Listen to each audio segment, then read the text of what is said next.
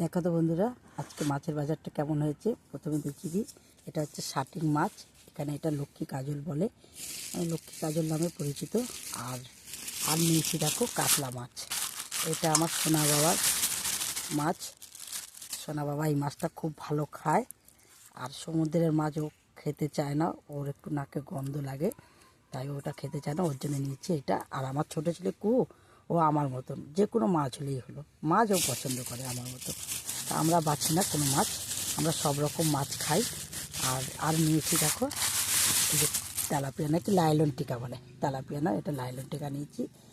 আর এক গোছা নিয়েছি ধনেপাতা। আজকে বাজারে যাওয়ার উদ্দেশ্য হচ্ছে এই মাছের জন্য।